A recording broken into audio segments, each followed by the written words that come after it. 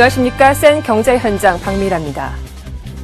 올해 시중은행들이 배당을 확대할 것으로 전망됩니다. 전세 선현상 제소이면서 고가 전세 아파트가 1년 새 2배 늘었습니다. 자동차의 책임보험 보상 한도가 1억 5천만 원으로 오르게 됩니다. 정부가 주택담보대출을 고정금리로 바꿔 전세 대출을 리스크를 보상하기로 했습니다.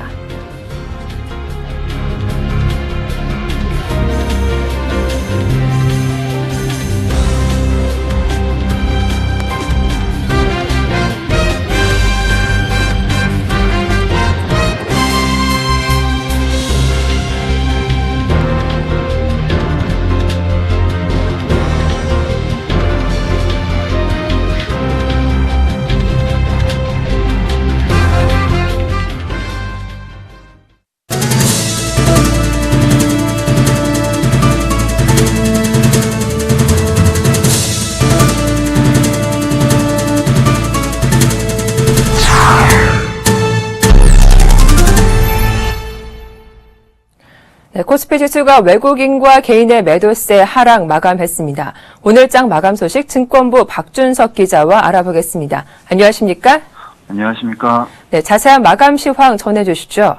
네, 코스피 지수가 사흘 만에 약세로 돌아서며 1930선으로 후퇴했습니다. 코스피 지수는 23일 전날보다 0.21% 하락한 1939.02포인트의 거래를 마쳤습니다.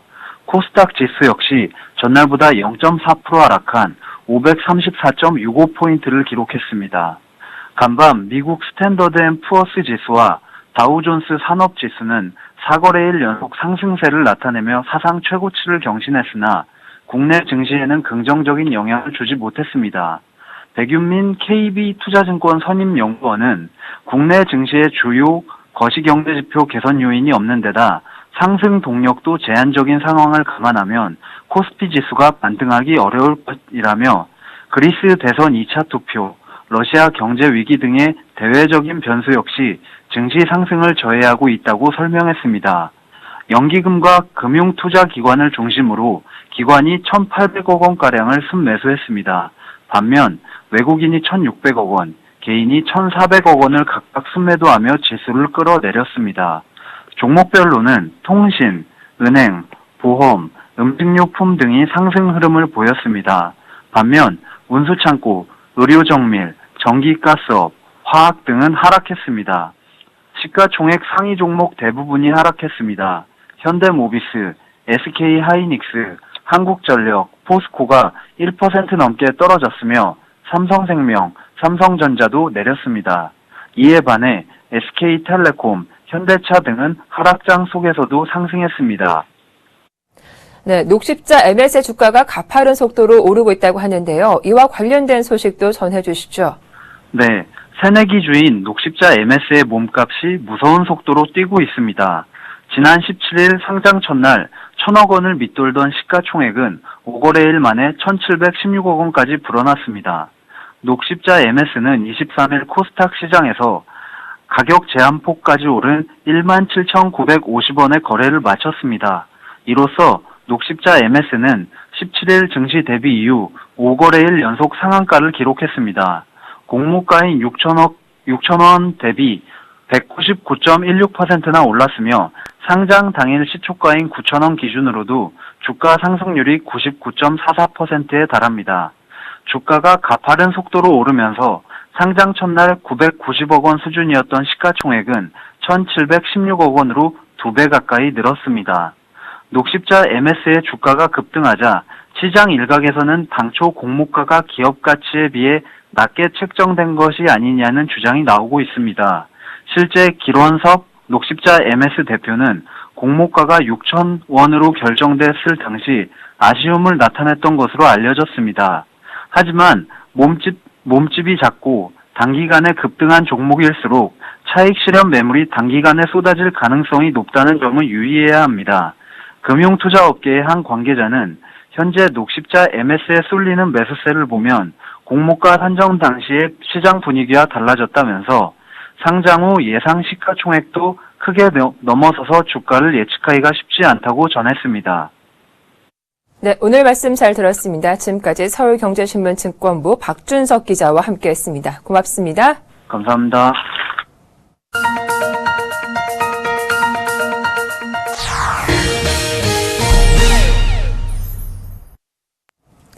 오늘의 주요 뉴스입니다. 정부가 적극적인 배당 확대 정책에 나선 가운데 시중은행들이 올해 배당을 늘릴 것으로 전망됩니다. 우선 지난해 1,932억 원을 배당한 KB금융은 올해 배당 확대가 확실시되고 있습니다. 최고 재무 책임자인 윤웅원 KB금융지주 부사장은 최근 투자자 컨퍼런스 콜에서 정부 시책과 시장의 기대에 부응하는 배당 정책을 펼치려고 한다고 밝혔습니다. 지난해 1조 2천억 원대였던 KB금융지주의 순이익은 올해 1조 5천억 원 이상으로 늘어날 것으로 전망되고 있습니다. 지난해 15.3%였던 배당 성향을 유지하더라도 배당액은 2,300억 원으로 늘어나게 됩니다. 정부가 지분 51.2%를 소유한 기업은행도 배당 확대를 검토키로 했습니다. 지난해 배당을 실시하지 않은 우리은행에 대한 기대감도 커졌습니다. 우리은행의 당기 순이익은 지난해 4,663억 원 수준에 불과했지만 올해는 3분기까지 순이익만 7,467억 원에 달해 배당 여력이 크게 늘었습니다. 시중은행의 배당 확대 가능성은 금융당국의 태도 변화도 뒷받침하고 있습니다. 금융당국 관계자는 건전성과 수익성 등의 문제가 있을 수 있지만 배당 확대는 전적으로 은행들이 자율적으로 결정할 문제로 본다고 말했습니다. 전세 선호 현상이 계속되면서 고가 전세로 분류되는 아파트 규모가 1년 사이 2배 이상 증가했습니다. 부동산 서브는 이달 3주차 시세 기준으로 전국의 아파트 647만여 가구 가운데 3.3제곱미터당 전세값이 2천만 원을 넘는 곳이 32,968가구로 조사됐다고 오늘 밝혔습니다. 이는 지난해보다 2.2배 증가한 규모로 지역별로 보면 모두 서울에 몰려 있었습니다. 고가 전세로 분류되는 아파트들은 지난해에는 서울 강남구와 서초구, 송파구 등 3개 지역에만 있는 것으로 조사됐지만 올해는 이에 더해 성동구와 양천구, 용산구, 중구에까지 확산한 것으로 집계됐습니다. 3.3제곱미터당 전세값이 2천만 원 이상인 아파트가 가장 많은 지역은 강남구로 16,000여 가구가 집중돼 있었습니다. 이는 지난해보다 222%나 증가한 수치이며 전국 전체 물량의 절반에 육박하는 수준입니다. 이어 서초구가 9천여 가구로 지난해보다 43% 많아졌고 송파구는 6천여 가구로 작년보다 124% 늘었습니다. 부동산 서브 관계자는 매매 시장 회복이 더뎌 주택 구매 능력이 있는 층에서 전세 선호 현상이 계속 이어지고 있어 앞으로도 고가 전세 가구는 더 늘어날 것으로 보인다고 전망했습니다. 자동차 책임보험 보상 한도가 1억 원에서 1억 5천만 원으로 오릅니다. 국토교통부는 책임 의무보험 보상 한도 확대를 핵심으로 한 자동차 손해배상보장법 시행령 일부 개정안이 오늘 국무회의를 통과했다고 밝혔습니다. 보상 한도 인상 관련 조항은 보험 갱신 기간과 적용 예고 기간 등을 고려해 2016년 4월부터 시행됩니다. 이에 따라 자동차 책임 보험만 가입한 차량이나 무보험 뺑소니 차량 때문에 사고를 당했을 때 보상 한도는 사망 후유 장애 시 1억 원에서 1억 5천만 원으로 부상 시 2천만 원에서 3천만 원으로 오릅니다. 책임보험은 자동차 사고로 상대방이 죽거나 다친 경우를 보장하는 대인배상보험으로 자동차 손해배상보장법에 따라 자동차 소유자는 의무적으로 가입해야 합니다. 무보험 뺑소니 피해자는 책임보험 한도에서 정부로부터 보상받을 수 있습니다. 하지만 책임보험 보상 한도는 2004년 이후 오르지 않아 소득과 물가 상승을 고려하면 보상 한도를 확대할 필요가 있다는 지적이 제기되어 왔습니다. 국토부는 이번 자동차 손해배상보장법 개정으로 자동차 사고로 피해를 본 사람이 신속하게 적절한 수준의 보상을 받을 수 있게 될 것으로 기대했습니다. 정부가 변동금리 위주의 주택담보대출을 고정금리로 전환하는 방안을 추진키로 했습니다. 내년 미국의 금리 인상 가능성이 커지면서 이에 따른 여파로 가계부채 이자 부담이 커질 것을 우려한 조치로 풀이됩니다. 정훈규 기자가 전합니다.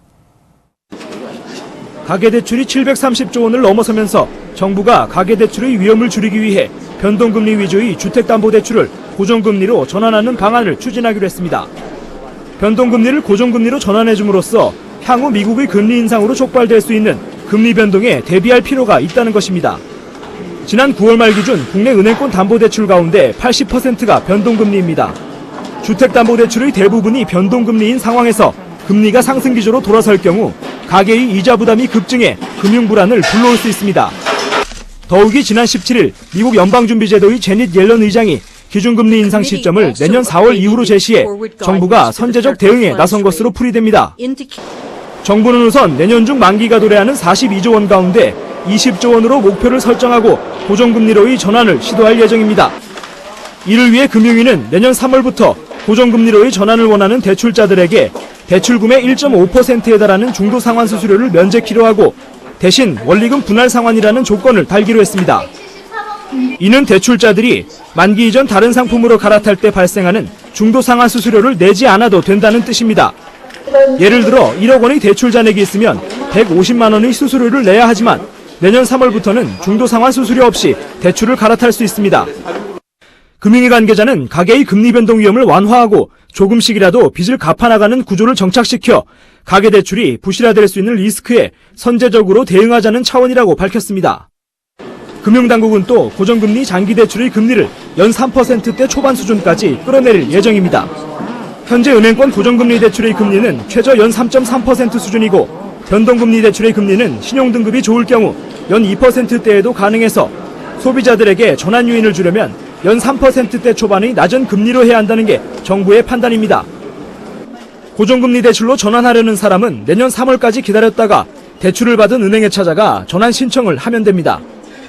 정부는 일단 내년에 만기가 돌아오는 42조 원의 대출을 대상으로 하되 만기가 더 남아있는 사람의 전환 신청도 받아줄 방침입니다. 서울경제TV 정훈규입니다. 삼성그룹이 대구 창조경제혁신센터와 크리에이티브랩 벤처 창업 공모전을 통해 18개 팀을 선발하고 본격적인 지원을 시작했습니다. 현대차그룹과 CJ그룹 등 대기업들도 벤처 창업을 지원한다는 방침인데요. 정창신 기자가 소개합니다. 한 발표자를 지켜보는 심사위원들의 시선이 날카롭습니다. 자신의 아이디어를 선보이는 이 발표자는 사물 인터넷 기술을 이용해 벤처 창업을 꿈꾸고 있는 서윤호 씨입니다. 지난 15일 대구광역시 신천동 무역회관에 위치한 대구 창조경제혁신센터에는 크리에이티브랩 벤처 창업 공모전의 1차 심사를 통과하고 최종 프리젠테이션을 하기 위해 예비 창업자들이 모였습니다. 이번 공모전은 삼성그룹과 대구 창조경제혁신센터가 주관해 창의적인 아이디어를 가진 예비 창업자들을 선발하는 자리입니다. 이날 선발된 아이디어들은 하반신마비 환자용 대소변 측정 장비, 낙상사고 방지를 위한 공기안전백 재킷 등 거창한 기술보다는 일상 속 불편함을 해결하려는 데서 출발한 것이 많았습니다. 오랜 기간 준비를 했기 때문에 창업에 좀 더 큰 비중을 싣고 있습니다. 사각지대에 놓인 장애인의 인권을 우리의 제품으로서 좀 더 향상시킬 수 있는 방법이 없을까. 삼성그룹은 지난 22일 최종 심사를 통과한 18개 팀을 발표하고 C랩 출범식을 개최했습니다. 최종 팀은 대구 무역회관에 조성된 C랩에 입주해 사업화 단계별로 6개월간 전폭적인 지원을 받게 됩니다. 특히 삼성그룹은 삼성전자 사내 창의개발센터의 임직원 혁신 지원 프로그램 중 하나인 피딘 캠프를 대구 C랩에 접목해 우수한 아이디어의 사업화를 도울 예정입니다. 또 입주팀들은 삼성그룹 전문가들로부터 1:1 온오프라인 멘토링도 받게 됩니다. 삼성그룹은 모든 팀에 2천만 원씩의 초기 지원금을 준 뒤 멘토들의 평가에 따라 팀당 최대 2억 8천만 원까지 지원할 계획입니다. C랩 졸업 시 좋은 평가를 받으면 2억 원의 추가 자금도 지원합니다. 이 밖에도 CJ그룹과 현대차그룹도 내년에 각각 서울과 광주시에 창조경제혁신센터 개설을 준비하고 있습니다. CJ그룹은 내년 상반기 중에 서울시와 연계해 창조경제혁신센터 부지 선정부터 사업화까지 지원할 계획인 것으로 알려졌습니다. 현대차그룹은 친환경차 관련 신산업 생태계를 조성한다는 목표를 세우고 그룹의 역량을 모아 지역경제 활성화 기반을 구축할 방침입니다. 이를 통해 중소벤처기업들의 사무공간 및 경영 컨설팅 등을 지원하기로 했습니다. 대기업과 지자체가 손잡고 창조경제 활성화를 위한 행보를 본격적으로 시작했습니다. 전문가들은 창의적인 인재가 대기업의 지원으로 혁신적인 아이디어를 제품화할 수 있을 것으로 기대하고 있습니다. 서울경제TV 정창신입니다. 최근 화학업계가 외국 기업과 잇따라 손을 잡고 있는데요. 어제는 SKC가 일본 미쓰이화학과 합작사 설립 계획을 밝혔습니다. 자세한 소식 산업부 유주희 기자와 알아보겠습니다. 안녕하십니까? 안녕하십니까? 네, SKC와 미쓰이화학이 폴리우레탄 사업을 공동으로 추진하기로 했다고요? 예, 양사는 자산 11억 달러 규모의 폴리우레탄 합작사를 설립하기로 했는데요. 합작사는 내년 4월 출범해 매출 15억 달러의 매출을 올릴 전망이고 오는 2020년에는 매출 20억 달러를 달성한다는 계획입니다. 양사가 전 세계에서 운영해온 폴리우레탄 공장은 한국, 일본, 미국, 중국과 인도네시아, 태국 등 총 14곳이고요. 생산량은 72만 톤 규모로 세계 최대 수준일 것으로 관측됩니다. 네, 이번 양사의 합작으로 인해 어떤 효과를 기대할 수 있을까요? 일단 대량 생산에 따른 비용 절감이 기대되고요. 전 세계의 영업망을 같이 활용하고 기술을 공유해 시너지 효과를 창출한다는 계획입니다. 또 이전까지는 양사가 각각 폴리우레탄 제품군의 일부만을 생산하고 있었지만 합작을 통해 모든 폴리우레탄 제품군을 생산하게 됩니다. 양사는 이를 통해 중국 업체의 추격을 따돌리고 판매 확대에 나설 것으로 기대됩니다. 현재 폴리우레탄 시장은 아시아 시장을 중심으로 매년 5에서 7%의 성장률을 기록하고 있습니다. SKC와 미쓰이뿐만 아니라 다른 화학기업들도 이 합작에 적극적인 것 같던데요? 예, SK종합화학은 중동 화학업체인 사비기에 이어 일본 JX에너지와 협력하기로 했고요. SK케미칼은 일본 석유화학기업인 데이진과 합작사를 설립했고, 하나케미칼은 지난해 말 이라크 정부와 합작 투자 계약을 체결하기도 했습니다. 정유업체들도 석유화학 시장을 겨냥해 활발한 움직임을 보이고 있는데요. 현대오일뱅크는 롯데케미칼과 GX칼텍스는 일본 쇼와셀과 손잡았습니다. 이 밖에 LG화학, OCI 등 정유화학 기업들이 중국의 합작사를 설립하고 현지 시장을 공략하고 있습니다. 이렇게 화학업체들이 활발히 손을 잡는 이유는 무엇 때문인가요? 기초 소재나 정유 사업이 부진한 상황에서 신사업을 추진해야 생존할 수 있는데요. 외부 기업과 합작할 경우 비용과 위험 부담을 줄일 수 있습니다. 새로운 시장에 안정적으로 진출하면서도 경쟁력을 갖출 수 있다는 건데요. 이 밖에 외부적으로는 중국이 가장 큰 요인입니다. 최근 중국 화학업계가 무섭게 성장하면서 기초 소재를 중심으로 자금률을 높이고 있습니다. 예를 들어 에틸렌의 중국 자금률은 최근 60%를 넘어섰는데 세계 4위의 에틸렌 생산 능력을 갖춘 우리나라로서는 큰 타격입니다. 가격 경쟁력을 갖춘 중국 업체들과 경쟁하기 위해선 합작으로 차별화된 기술력을 강화해야 한다는 것이 화학업계의 판단입니다. 이 때문에 앞으로도 화학업계의 협력 강화 추세는 계속 이어질 전망입니다. 네, 오늘 말씀 잘 들었습니다. 지금까지 서울경제신문 산업부 유주희 기자와 함께했습니다. 고맙습니다. 감사합니다.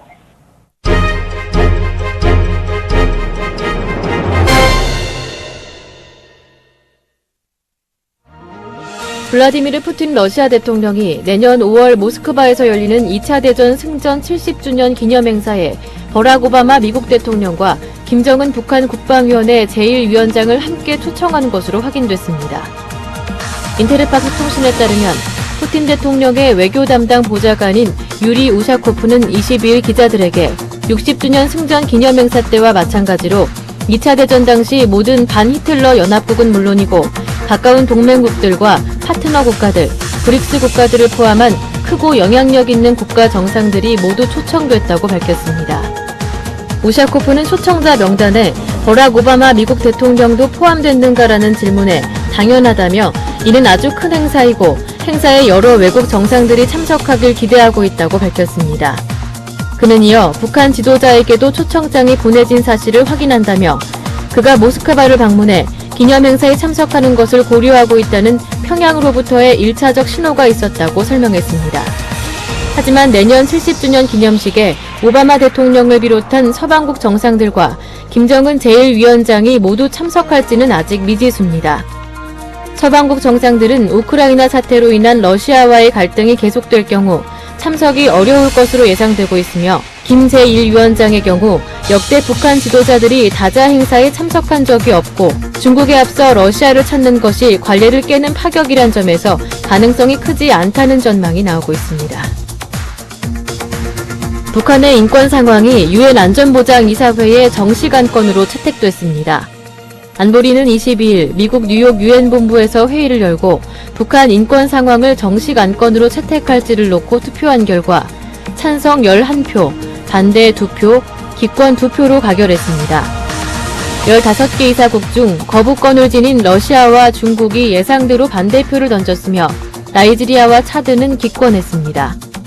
우리나라와 미국, 프랑스, 영국 등 나머지 11개 이사국은 안건 채택에 찬성했습니다. 이에 따라 북한 인권 상황은 9개 이사국 이상만 찬성하면 안건으로 채택되는 규정에 따라 정식으로 안보리 안건이 됐습니다. 인권과 관련한 이슈가 안보리 정식 안건으로 채택된 것은 2005년 짐바브웨, 2006년 미얀마에 이어 세 번째입니다. 그러나 이전 사례는 안보리가 독자적으로 안건으로 올린 경우이며 유엔 총회 결의를 반영해 안건으로 채택한 것은 이번이 처음입니다. 한편 북한은 이날 회의에 참석해 북한 인권을 안보리에서 다루는 것과 관련한 입장을 밝힐 수 있었으나 모습을 드러내지 않았습니다. 앞서 지난 19일 유엔 주재 북한 대표부의 인권 담당인 김성 참사관은 안보리가 인권을 논의하는 것은 권한을 넘어선 것으로 인정할 수 없다면서 불참 의사를 밝힌 바 있습니다.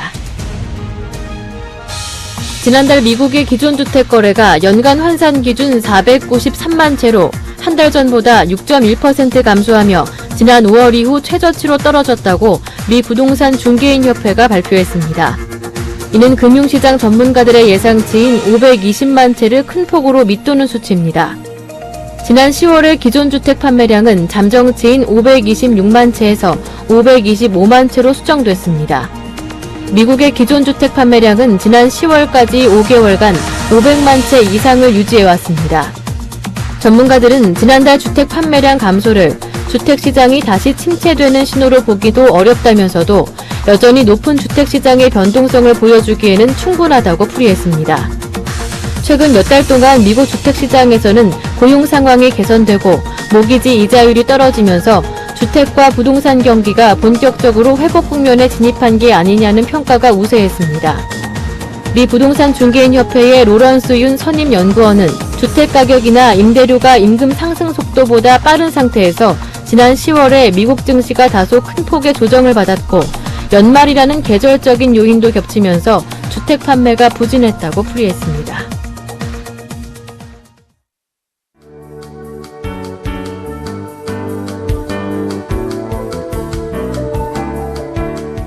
안녕하세요. K웨더 라이프스타일 예보 윤지향입니다. 오늘 강한 추위가 누그러지면서 활동하기 한결 수월한 하루였습니다. 현재 전국에 구름이 많은 모습인데요. 오늘은 눈비 소식 없이 구름만 많겠고요. 내일은 약한 기압골의 영향으로 주로 중북부 지방을 중심으로 비나 눈이 오겠는데요. 서울 경기와 충남 북부는 새벽에 비나 눈이 내린 뒤 그치겠고 강원 영서와 산간, 충북 북부 일부 지역은 아침까지 눈이 내릴 것으로 보입니다. 서울 경기와 충남 북부에 1cm 미만, 강원도와 충북 북부에 1에서 3cm의 적설이 예상됩니다. 제주도는 아침에 비가 조금 오겠습니다. 낮부터는 전국이 점차 맑아지면서 활동하기 좋겠습니다. 다만 밤에는 동풍의 영향으로 강원도 영동 지방에 눈이 예상됩니다. 내일 아침 서울이 영상 2도로 오늘보다 크게 높겠는데요. 오후부터는 찬 공기가 내려오면서 기온이 점차 떨어지고 바람도 강하겠습니다. 모레 성탄절 아침에는 서울이 영하 6도까지 떨어지겠는데요. 강한 바람 때문에 체감온도는 더 낮을 것으로 보입니다. 내일은 약한 기압골의 영향을 받다가 점차 중국 북부지방에서 확장하는 찬 대륙고기압의 영향을 받겠습니다. 자세한 지역별 날씨는 나절 예보로 알아보겠습니다. 중부지방은 비나 눈이 내린 뒤 아침에 모두 그치겠고 낮부터는 맑은 하늘을 되찾겠습니다. 아침 기온 서울 2도, 대전 0도, 낮 기온은 5도 안팎이 되겠습니다. 남부지방은 구름 많다가 점차 맑아지겠습니다. 아침에 광주 1도, 부산 4도, 한낮에는 광주 9도, 대구 10도로 예상됩니다. 동해안 지방은 구름 많다가 맑아지겠지만 밤에는 흐려져서 눈이 오겠습니다. 아침 기온 속초 3도, 강릉 2도, 한낮에 10도 안팎이 되겠습니다. 물결은 0.5에서 2.5m로 일겠고요. 서해 먼바다와 동해 중부 먼바다는 오후에 최고 3m까지 점차 높아지겠습니다. 성탄절 새벽부터 아침 사이에는 호남 서해안과 제주도에 눈이나 비가 오겠고요. 그 밖의 지방은 맑겠습니다. 이후 별다른 눈비 소식 없이 구름 많은 하늘이 이어지겠고요. 당분간 큰 추위도 없을 것으로 전망됩니다. 날씨였습니다.